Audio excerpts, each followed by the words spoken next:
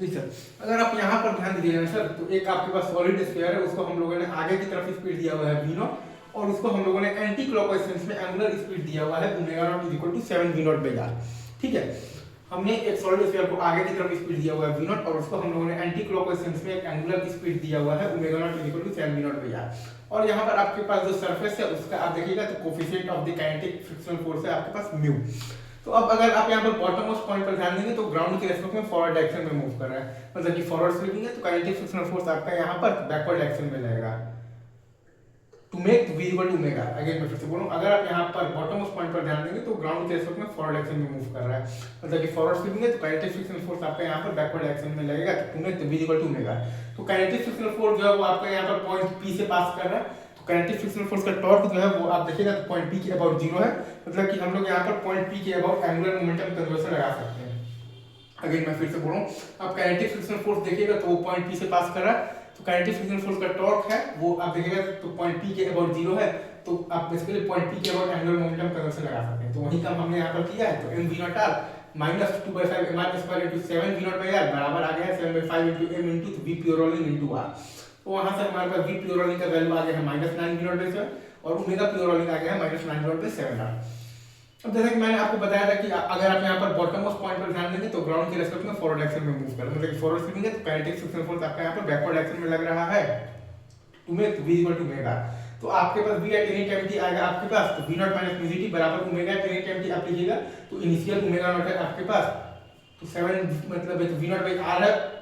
और उसमें sign minus का लगेगा, और प्लस इसलिए है क्योंकि काइनेटिक फ्रिक्शनल फोर्स ओमेगा को इस डायरेक्शन में बढ़ाने का काम कर रहा है, तो प्लस अल्फा होता है आपके पास टॉर्क बाई आई, तो म्यू mgr बाई आई है आपके पास 2/5 mr square into t alpha t, तो ये है आपके पास basically omega at any time t into r, तो v equal to omega r करने से ये हमारे पास बेसिकली तो वो वाला टाइम आया है, तो जिस टाइम पर आपके पास प्योर रोलिंग स्टार्ट होगा, ये हमारे पास वो वाला टाइम आया है जिस टाइम पर हमारे पास प्योर रोलिंग स्टार्ट होगा। तो t बराबर आया है हमारे पास 16 v naught by 7 mu g, t बराबर हमारे पास आया है 16 v naught by 7 mu g। तो आपके पास v प्योर रोलिंग आया है -9 v नॉट बाई 7 और आपके पास ओमेगा प्योर रोलिंग आया है -9 v नॉट बाई 7r।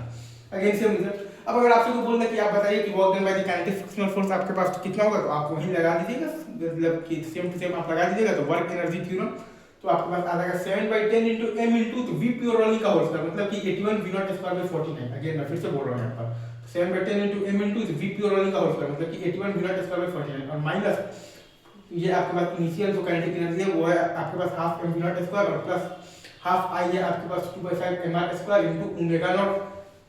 का whole square, initial omega naught का होल स्क्वायर आपके पास 7 v नॉट बाई r का होल स्क्वायर ऐसे होगा। अच्छा अब आप चाहें तो work done by the kinetic frictional force आप निकाल सकते हैं w is equal to integral of f dot ds से भी, तो आ जाएगा आपके पास माइनस साइन इसलिए क्योंकि 1 मतलब कि 80 डिग्री के एंगल पर है, माइनस इंटीग्रल फ्रॉम 0 से लेकर के 16 v naught by 7 mu g और v माइनस मतलब कि ओमेगा इनटू dt से स्लिपिंग हो रहा है आपके पास ये स्लिपिंग तो किससे हो रहा है, तो v minus omega into dt से हो रहा है, और काइनेटिक फ्रिक्शनल फोर्स लग रहा है आपके पास बैकवर्ड डायरेक्शन में, इसलिए माइनस साइन, क्योंकि cos 180 डिग्री इज -1, तो माइनस इंटीग्रल फ्रॉम 0 से लेकर 16 v naught by 7 mu g और ये है आपके पास v minus omega into dt से स्प्लिटिंग हो रहा है, तो v at any time t है आपके पास v naught minus mu gt minus omega मतलब कि एनी टाइम t है आपके पास,